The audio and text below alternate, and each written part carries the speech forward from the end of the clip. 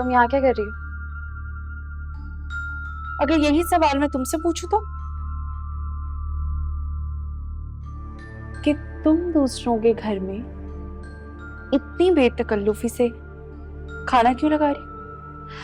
क्योंकि मैं यहाँ अक्सर आती रहती हूँ और जब से नरगिस आंटी की तबीयत खराब हुई है मैं घर के कामों में उनकी हेल्प करवाती हूँ।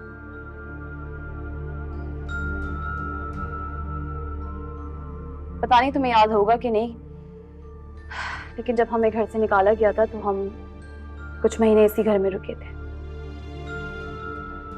तो मैं तो इस घर से मानूस हूँ,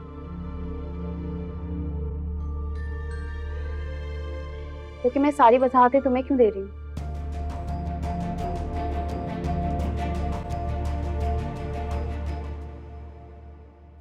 मनाहिल बीबी, मैं रायता बना दूं? हाँ, रायता बना लो। और रोटियां बना दी हैं तुमने? रोटियां बना दी हैं और चावल दम पर है। बिल्कुल ठीक हो गया। चावल हम एंड में निकालेंगे ताकि ठंडे ना हो जाए। जी आए मेरे साथ, मैं आपको बता देती हूँ। सलाद वगैरह का सामान रेडी कर दिया? जी। लो, क्या बात है, ये मनाहिल मैडम तो इस घर की मालकिन बनी हुई है।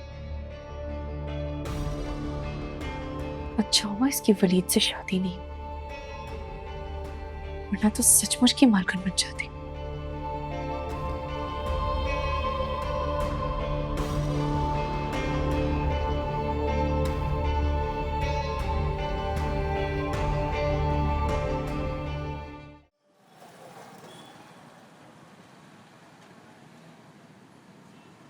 अन्नान, ये बता बसल मालिक को कहाँ से लाएगा तू? ये तो कह रहा है कि 1 साल का एडवांस देके उससे किराए पे लिए और मालिक भी मुल्क से बाहर चला गया। अम्मी आप फिक्र क्यों करती हैं? वो जहां भी गया मैं उसे ढूंढ निकालूंगा। हाँ, तेरे पास तो अलादीन का चराग है, तू रगड़ेगा और वो हाजिर हो जाएगा। मैंने आपसे कहा ना, मैं उसको पकड़ूंगा रियल एस्टेट वाले जिसने मेरी फाइल चुराई है। फाइल किसी ने चुराई नहीं, तू खुद प्लेट में रख के दे के आया है। अच्छा नामी, बस कर दें, चले यहाँ से। ना चले यहाँ से, दिमाग खराब कर रहा है मेरा।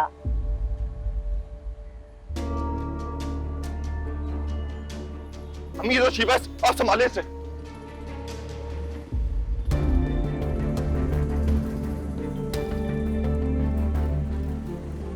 आंटी,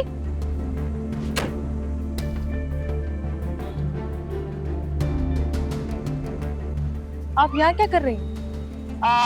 मैं वो हन्नान का एक दोस्त है, उससे पैसे लेने थे बेटा। उस कमबख्त ने तो पैसे देने से इनकार कर दिया। बहुत तंगी में गुजारा हो रहा है बेटा, क्या बताऊं। और हन्नान तो काफी दिनों से इस्लामाबाद गया हुआ।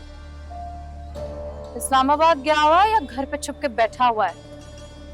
अरे नहीं नहीं बेटा, भला तुमसे झूठ क्यों बोलूंगी। हम पर तो दुखों के पहाड़ टूटे हुए हैं बेटा। निम्मो के शौहर ने उसे तलाक दे दी, सामान जेवर सब छीन लिया। अगर तुम्हें यकीन नहीं है तो आओ चलो मेरे साथ, खुद चल के देख लो हम किस हाल में रह रहे।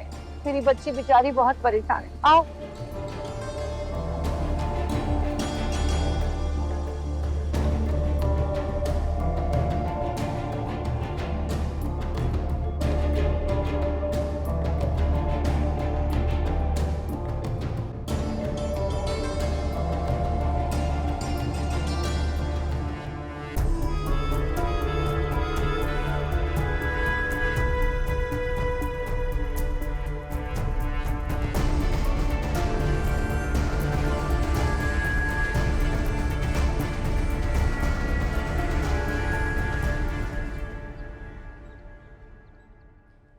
क्या महल था उन लोगों का,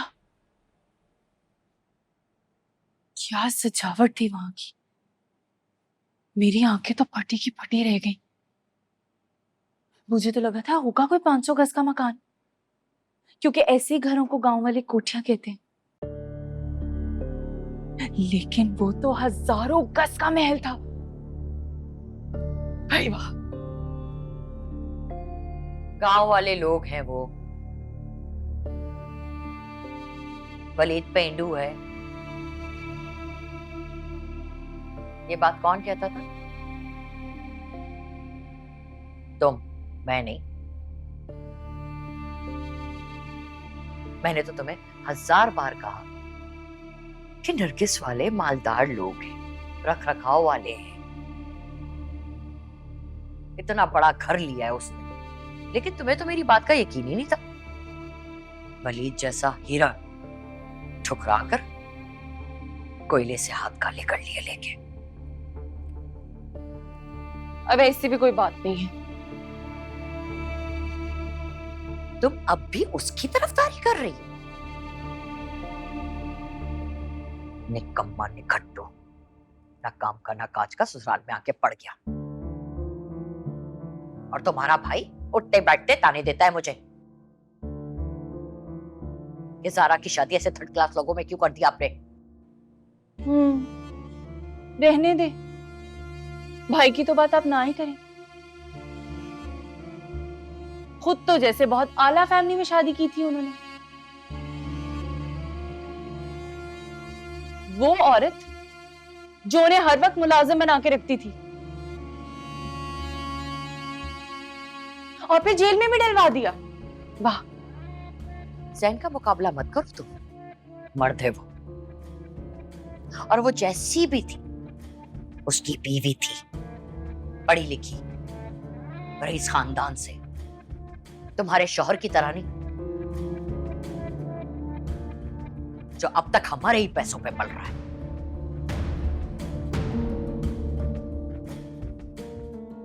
$25-30 लाख का सोना, फिर कैश, और अब मेरी दुकानों पे कब्जा करके बैठ गए। जेवरात में डाकू लेकर गए थे और ये बात आप अच्छी तरह से जानती हैं। और आपकी दुकानें भी कहीं नहीं गई, बैंक के पास कागजात पड़े हैं। बहुत जल्द हनान पैसे देकर वापस ले लेगा। तुम्हारे शौहर पे ना अब मुझे इतना सा भी एतबार नहीं है। सिर्फ कह ही रहा है कि पार्टनर से मिलवा दूंगा, बैंक के कागजात दिखा दूंगा। सिर्फ बातें ही बातें हैं, दूर दूर तक मुझे कोई उम्मीद नजर नहीं आ रही।